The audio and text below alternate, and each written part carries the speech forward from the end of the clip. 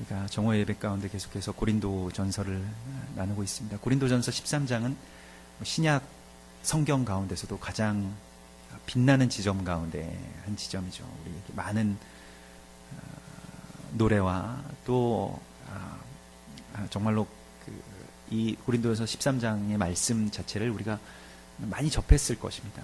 그런데 이 13장의 그 사랑장이라고 불리우는 이 13장의 전제가 되는 것은 무엇이냐면, 사랑이라고 하는 것이 우리 안에 있는 어떤 감정의 한 형태가 아니라는 것입니다.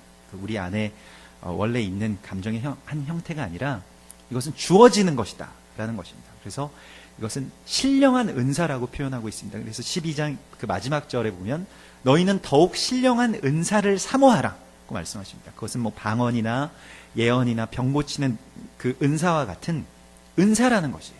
그래서 이것에 대한 우리 개념, 그냥 자연적으로 모든 사람 안에 있는 뭐 나의 자녀들을 볼 때에나 뭐 내가 사랑하는 사람을 볼 때에나 갖게 되는 그러한 누가 주지 않아도 있는 그러한 감정이 아닌 하나님으로부터 받는 은사로서의 사랑, 이것을 우리에게 구하라는 것입니다. 그런데 이것을 아주 구체적으로 구하라고 말씀하고 있어요. 우리가 그냥 이거 굉장히 감성적이고 추상적인 개념으로 이 사랑을 쭉 넘어가 버리면 이 사랑을 구하지 못합니다. 제가 언젠가 운동한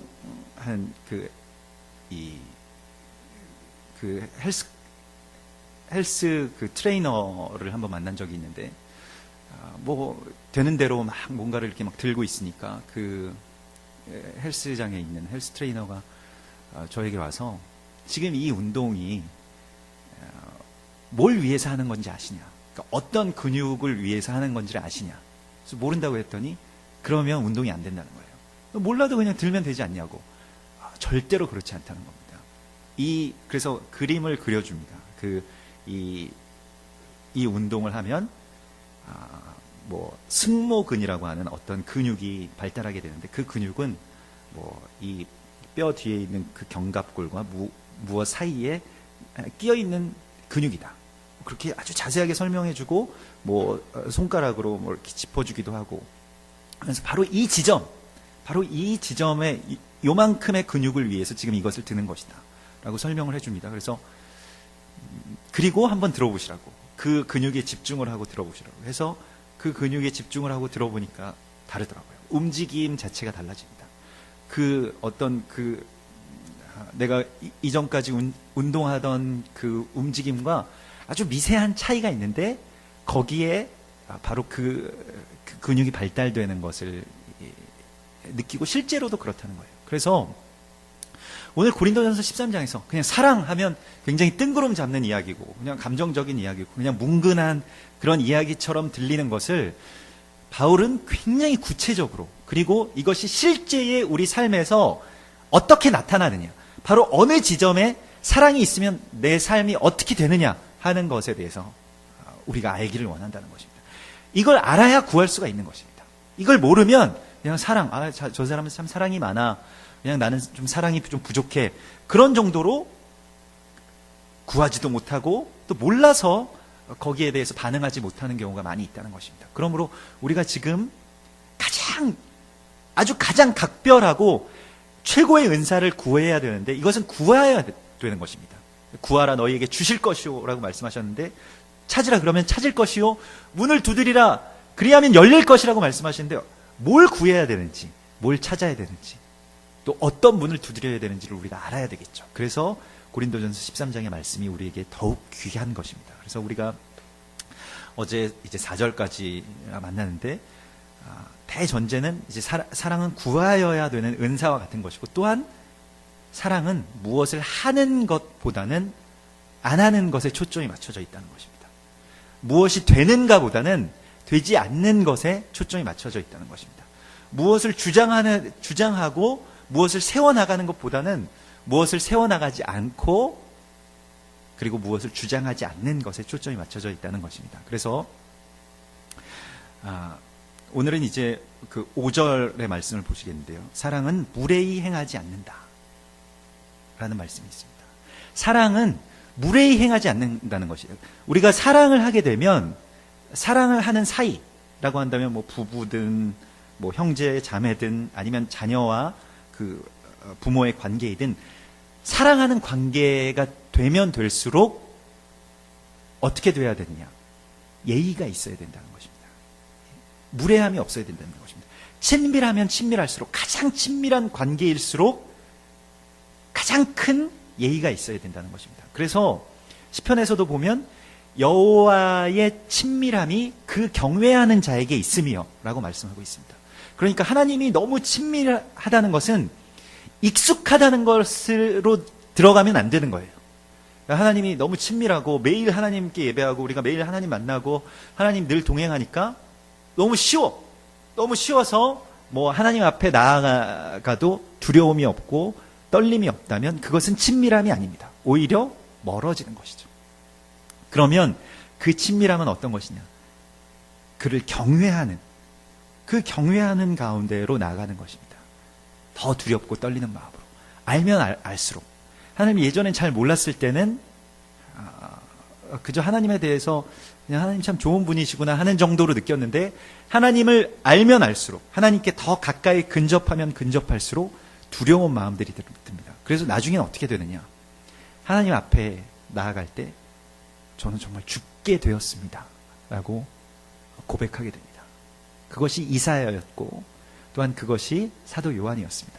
하나님을 만난 사람들은 모두 다 고백하는 것이 결국에는 나는 정말 죽을 사람입니다 라고 고백하는 거예요. 왜냐하면 이것은 내가 만날 수 있는 분이 아니에요. 내 앞에 내가 앞으로 나갈 수 있는 분이 아니신데 내가 그 앞에 나가게 됐다는 것입니다. 그래서 그것을 느끼는 것이 사랑입니다. 그래서 사랑은 무례히 행하지 않는다라고 했을 때 그 친밀함과 또 경외함 그 두 가지가 같이 있는 것입니다. 또한 이것이 우리의 삶 가운데서는 우리의 부부의 관계 가운데서 특별히 부부의 관계 가운데서 우리가 사랑을 한다. 사랑하는 부부의 관계다 하면 그냥 이제부터는 아주 친한 관계니까 뭐 서로 아무런 예의도 지키지 않아도 되고 그냥 막 해도 된다 하는 것이 아니라는 것입니다. 사랑하면 할수록 더욱더 경외하는 마음, 더욱더 두려워하는 마음, 더욱더 예의를 갖추는 그것이 필요하다는 것입니다. 그것이 바로 무례히 행치 않는다는 것인데 이 무례히 행한다는 것에는 어떤 것이 깔려 있냐면 그 뒤에 것과 이어지는데 자기의 유익을 구하는 것과 연관이 되어 있습니다. 그러니까 사랑을 하는데 사랑하는 관계이기 때문에 저 사람이 나를 사랑하고 내가 저 사람을 사랑하고 하나님이 나를 사랑하시고 내가 하나님을 사랑하기 때문에 나를 위해서 저 상대방이 존재해야 된다라는 것에서 내려오는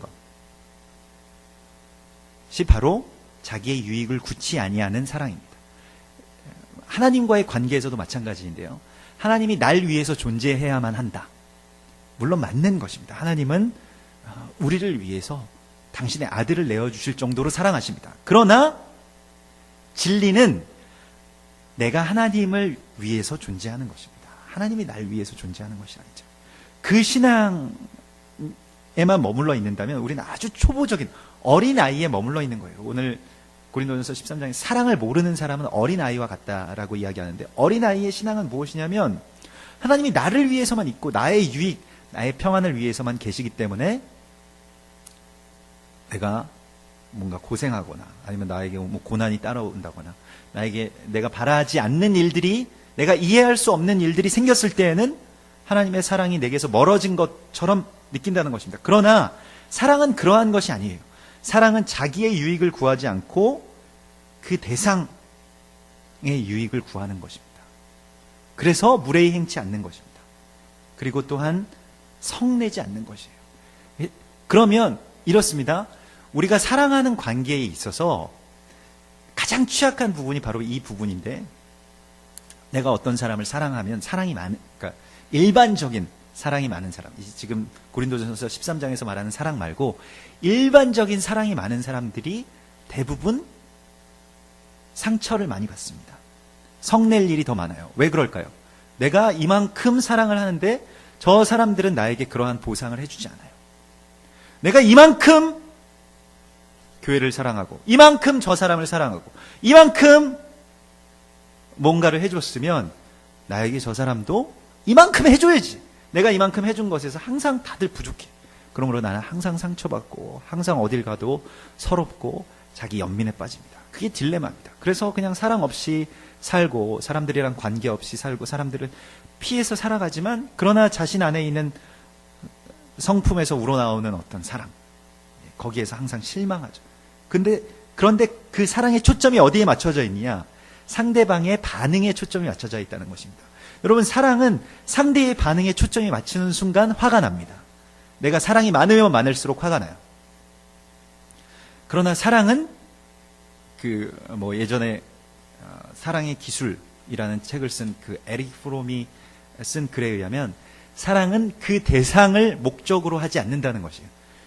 그러니까 그 대상의 반응에 목적을 두면 그러면 항상 배신감을 느낀다는 것입니다. 그리고 그것은 사랑이 아닙니다. 그것은 그냥 나의 어떤 감정의 투자일 뿐입니다. 그것과 사랑과 지금 구별해야 돼요. 하나님께서 지금 우리에게 주시는 사랑은 지금 그것과 구별되는 사랑입니다. 그래서 성내지 않는다는 것입니다. 그리고 거기서 더 나아가서 악한 것을 생각하지 않는다. 이것은 악한 것을 악한 일을 도모하지 않는다 이런 것이 아니라 영어 성경으로 보면 이것은 no record라고 나옵니다. 그러니까 상대방의 어떤 악한 일들을 묵상하지 않는다는 거예요. 상처받는 자의 특징은 무엇입니까? 그때는 괜찮아요. 그런데 집에 가서 곰곰이 생각을 합니다. 그때 그 사람이 왜 나한테 이런 말을 했을까? 오늘 왜 그 사람이 그런 표정을 지었을까? 혹시 그 사람이 날 미워하는 건 아닐까? 나는 이렇게 사랑했는데 왜 나한테 감사하다는 말을 안 하는 걸까? 이런 식으로 계속 생각하고 기억하고 자신 안에서 상대방의 악함들을 계속 떠올립니다. 그래, 그 사람 전에도 그랬었지. 그래, 그 사람 전에도 그런 악한 짓을 했었지. 그러면서 계속해서 자기 안에서 그것을 증폭해 나갑니다. 그리고 사랑 대신 증오로 아주 쉽게 전환해버립니다. 정말 그러한 경향이 많이 있죠. 그러나 사랑은 악한 것을 기억하지 않는 거예요. 너무 그 악한 생각 가운데 머물러 있으면 어떻게 되냐면 정말 악한 생각은 무엇이냐면 결국에는 나만 불쌍한 것입니다. 나만 너무 불쌍한 사람이고 자기 연민 가운데 빠지게 되죠. 그래서 자기 연민이 죄입니다. 그것을 우리가 분명하게 알아야 되는데요. 그래서 이 모든 생각 가운데서 악한 것들에 대한 기억을 항상 지우는 것을 위해서 하나님께 구해야 된다는 것입니다. 그리고 하나님, 저에게 그 사랑을 주세요. 악한 것이 지워지는 사랑을 주세요. 그 어떤 악한 것들에 대한 생각들과 기억들이 다 지워져 버리는 사랑을 주십시오. 그렇게 하나님께 구하는 것입니다. 그래서 하나님께 가까이 가면 실제로 같은 일임에도 불구하고 내 안에 그 하나님의 사랑이 가득 차 있을 때는 용납이 됩니다.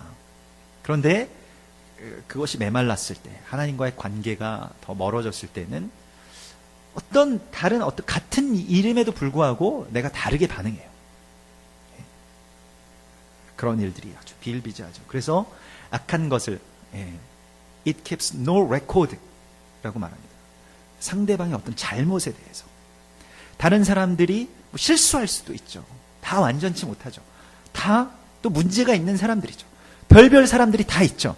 그러나 그들의 실수, 그들의 허물, 그들의 잘못에 대해서 그것을 계속 생각하고 되뇌이고 기억하고 있을 것이냐. 거기에 머무르는 것은 그 악한 것을 예배하는 것입니다. 우리는 하나님을 예배해야지 악한 것을 예배하면 안 됩니다. 그래서 어떤 분들이 오셔서 저에게도 가끔씩 그런 말씀을 하시는 분들이 있으셨어요. 예전에 교회 교구 사역을 할 때 왜 그때 목사님이 그런 말씀을 하셨었나요? 저에게 한 몇 개월이 지나서 저에게 저는 정말 기억도 안 나는데 그래서 정말 너무너무 죄송합니다.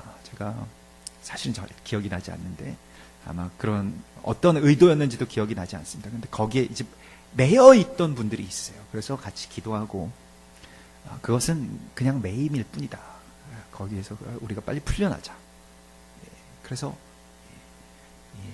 풀려나도록, 하나님의 사랑이 다시 그 자리를 차지하도록 다시 기도하고 예배해야 하는 것입니다. 그래서 6절에 보면 불의를 기뻐하지 아니하며 진리와 함께 기뻐한다 라고 말씀하십니다. 이 불의와 진리의 차이는 무엇이냐면, 이것은 어떠한 내 기준에서의 의가 아닙니다. 여기에서의 기뻐한다는 것은 무엇이냐면 진리와 함께 기뻐한다는 것에 초점이 맞춰져 있는데, 진리는 그리스도 예수시죠. 예. 이제 이 의미에 대해서 다시 말씀드리겠는데요. 우리가 사람들을 바라볼 때 이 사람은 뭐 이게 옳아, 아니면 이 사람은 이게 틀렸어 라는 그런 판단 가운데, 매일같이 그런 판단 가운데, 또 그 판단의 도마 위에 항상 사람들을 올리죠. 그래서 내가 재단하고 이 사람 뭐 버릴 건 버리고 뭐 하고 뭐 다 좋은데 너는 이게 안 좋다, 뭐 이런 걸 발견하는 것이 우리의 특기입니다. 그렇죠? 우리는 원래가 어떤 존재냐면 남들 눈에 있는 그 티 하나를 발견할 수 있는 재능이 있어요. 그런 은사가 우리에게 있습니다. 근데 놀랍게도 내게 있는, 아주 내 눈에 들보가 있는데도 보지 못하는 은사가 있다는 것입니다. 자기 자신의 어떤 허물에 대해서는 굉장한 관용과 사랑이 있습니다. 우리 안에 이미. 그런데 그것이 전환되는 것이 하나님의 사랑이죠. 그래서 늘 자기 애에 빠지면 다른 사람들의 허물이 보이곤 합니다. 그런데 거기에서 이제 어떻게 하냐면, 불의는 그러면 무엇이냐? 불의는 그리스도 예수가 안 계신 것이 불의입니다.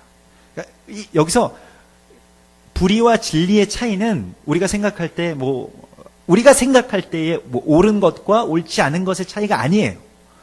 이걸 알아야 됩니다. 진리라는 것은 무엇이냐면, 성령께서, 그 진리의 영이신 성령께서 우리를 예수 그리스도께로 함께 우리의 손을 잡고 그 앞으로 나아가는 것입니다. 그리고 진리이신 예수 그리스도와 함께 어떻게 하는 것이냐? 7절로 나아가는 것입니다. 모든 것을 참으며, 모든 것을 믿으며, 모든 것을 바라며, 모든 것을 견디느니라. 이것이 진리인 것입니다. 여기에서의 중심은 무엇이냐면, 여기에서 다 흐르는 그 헬라어의 원문에 흐르는 것은 무엇이냐면, 모든 것을 다 덮는다는 것이에요.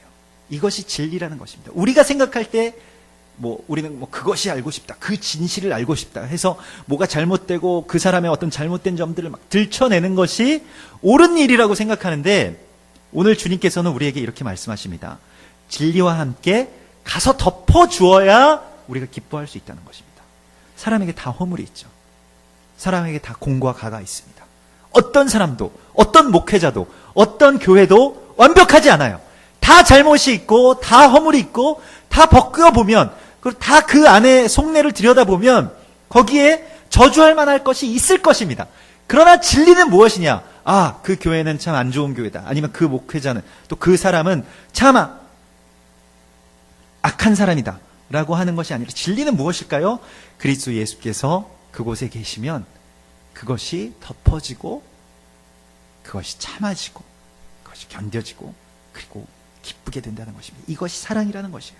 여러분, 사랑은 무엇인가를 밝혀내고, 내가 사랑하기 때문에 너를 저주한다, 내가 사랑하기 때문에 당신의 잘못을 내가 지적한다, 이것은 사랑이 아닙니다. 자기 만족이죠. 자기 사랑이죠. 자기 의죠. 진정한 사랑은 무엇일까요? 그리스도 예수 진리와 함께 그곳에 가서, 이것이 틀린 일이지만, 옳지 않은 것이지만, 그리고 이것이 악한 것이지만, 예수님 이제 이것을 주님의 피로 덮어주시죠. 주님은 이것을 처리하실 수 있습니다. 주님은 이것을 정화시키실 수 있습니다. 주님은 이것을 씻어주실 수 있습니다 라고 기도하고, 또 아파하는 것, 그리고 끝내 기뻐하는 것, 이것이 바로 사랑인 것이라고 말씀하십니다. 그래서 사랑은 언제까지나 떨어지지 아니한다. 사랑만큼은 떨어지지 아니한다고 말씀하십니다. 사랑은 실패하지 않는다라고 말씀하시는 거죠. 사랑은 사랑만큼은 실패하는 일이 없는데, 예언도 실패할 때가 오고, 방언도 그치고, 지식도 패한다는 것이에요. 우리의 은사 가운데 때때로 우리 지식의 은사를 받은 분들이 있습니다. 그래서 그 사람에 대해서 기도하면 그 사람이 뭘 잘못하고 있는지, 뭘 잘하고 있는지, 그런 것 가지고 이야기하는 경우가 있는데, 사랑의 은사가 없으면 사용하지 말아야 됩니다. 그것 가지고 사용하다가 큰 폐해들이 일어나죠, 교회에. 그것 때문에 예언의 사역들을 아주 제한하기 시작했는데, 모든 은사들은 사랑의 은사가 없이 사용해서는 안 됩니다. 그것은 부분적으로 하는 것입니다. 그러나 사랑의 은사가 있을 때에는 그것을 사용할 수 있습니다. 예수님께서는 그것을 사용하셨죠. 예루살렘을 향해서 울 수 있는, 아주 통곡하면서 울 수 있는 예수님만 예루살렘의 멸망에 대한 지식의 예언을 할 수 있는 것이에요. 그렇지 않으면 하지 말아야 됩니다. 당신 그러다 멸망해, 당신 그러다 뭐 사업 망해, 뭐 이러한 예언 사역들은 다 쳐져야 되죠. 그래서 우리가 이제 주님께서 주시는 그 사랑의 구체적인 모양들, 또 구체적인 모습들에 대해서 다시 한번 주님께서 우리에게 구하라고 말씀하십니다. 이전까지 우리가 갖지 못했던 그 사랑, 진리와 함께 모든 것을 참고 견디고 덮어주는 그 사랑 가운데로 우리를 주님께서 인도해 주십니다. 우리에겐 그 사랑이 원래 없어요. 그 사랑이 있는 것처럼 행세해서는 안 됩니다. 원래 없는 것인데 주님께서 그 사랑을 우리에게 주실 것입니다. 은사로서의 사랑. 그 정말 선물로서, 은사는 선물이지 않습니까? 우리가 정말 주님께 주님의 이름으로 구하라. 그리하면 이제 너희에게 주실 것이라고 말씀하신 그 가장 신령한 은사. 이제 그것을 구하는 삶, 그것을 구하는 기도 가운데로 더 집중합시다. 우리가 다른 은사들, 뭐 병고침의 은사들, 뭐 예언과 방언의 은사들, 그 이전에 정말 진정한 그 사랑의 은사를 구해야 할 것입니다. 우리가 지금 구해야 할 것은, 우리가 계속해서 힘써 구해야 할 것은 바로 이 사랑의 은사입니다. 그런즉 믿음, 소망, 사랑, 이 세 가지는 항상 있을 것인데 그 중에 제일은 사랑이라. 우리 가장 좋은 것을 구하는 주님의 성도들이 되시기를 주님의 이름으로 축원합니다. 함께 기도하겠습니다.